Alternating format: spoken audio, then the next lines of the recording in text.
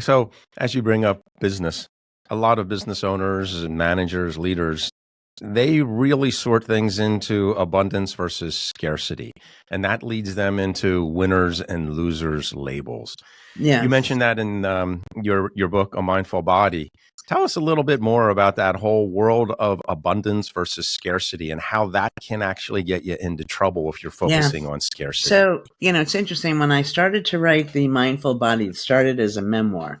And so when I wrote it again and again to make it what it finally became, I left in a lot of the personal stories. So I had this friend, and it was amazing to me. So for, a silly example, but I would come home and I'd say, look, I got these sneakers on sale.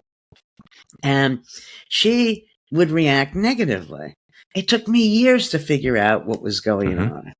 And then I realized that she had a view of everything being scarce. So if I got those sneakers on sale, there were fewer for other people to get. So to her, I was bragging. I have a view of the world as plentiful. So now when I'm telling her there are sneakers on sale, what I'm doing is sharing. And, these different views guide a lot of our behavior. There's an old story. I don't know if you know it. The shoe salesman goes down to Africa, to the darkest parts of Africa before, it became part of the current world. And before shoes were plentiful. He went down to Africa and then called back home and said, sorry, there's no business down here. The Africans don't wear shoes. And another shoe salesman sent by a different company goes down there, calls back and says, what an incredible opportunity. Nobody here wears shoes. So the first one's saying they won't buy the shoes, which you can't know. The second one is saying, oh, wow, look at all the potential customers. And the larger point is that everything can be understood in multiple ways.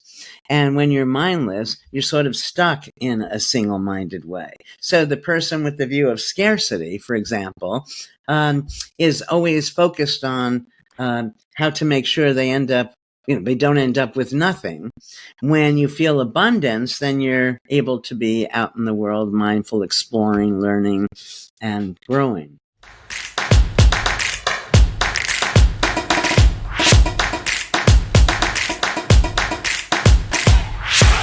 Ted Wolf here. I want to thank you for joining us for this Implementors video. The Implementors podcast is presented by Guidewise, where we, along with our vetted member community, recognize that ideas are easy, but implementation is hard. To learn more about getting things done with Guidewise, please visit us at guidewise.io. And to conquer your implementation struggles, please like and share this video and subscribe to our channel. Happy implementing.